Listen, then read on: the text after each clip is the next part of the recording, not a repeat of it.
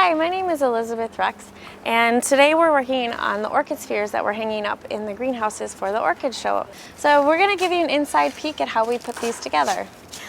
Alright, to start off with the orchid spheres, what we do is we take two half baskets and we wire them together, and we put a styrofoam ball in the middle. And the styrofoam ball is what we use to actually attach the orchids, because we use pins to attach them into this, and this is what holds them into the sphere.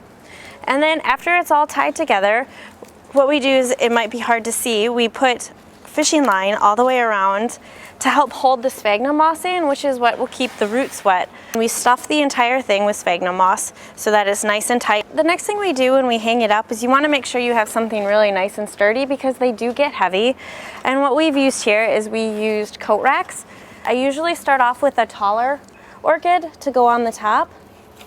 And with this, it's a little bit easier to tell which one is taller, because the darker purple ones are a little bit taller than the lighter purple. So what we use to attach the orchids are what I call pins, and these can be made from any really strong wire. You can also use them from if you cut up old hangers. They also work really well. You just bend them into the U shape. And as I put them on, I like to take off the stakes first, so that when I attach them to the sphere, when I'm pushing down the pin, I don't accidentally snap any orchids. You want to sprawl out the roots over the sphagnum as best as you can. And what you want to do is you want to get it as tight up on the top as possible.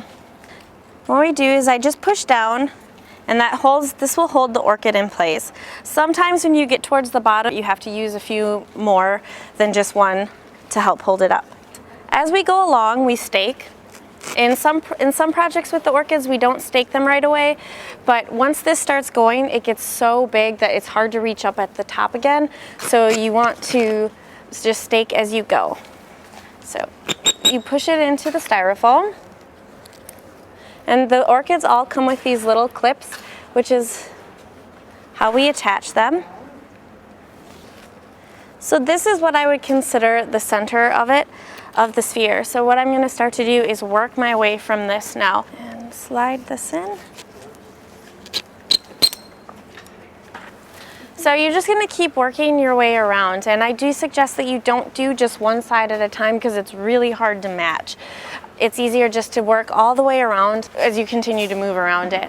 This one's already been started, obviously, as you can see. We're using a light purple and a dark purple, and they come in different heights, so it's really important as you go along that you keep stepping back and take a look at it to make sure that you're evenly distributing the different sizes of stems. So in each orchid sphere, there is about 100 orchids. Okay, so we're about halfway done with this one, and it takes about 6 to 8 hours to do one orchid sphere.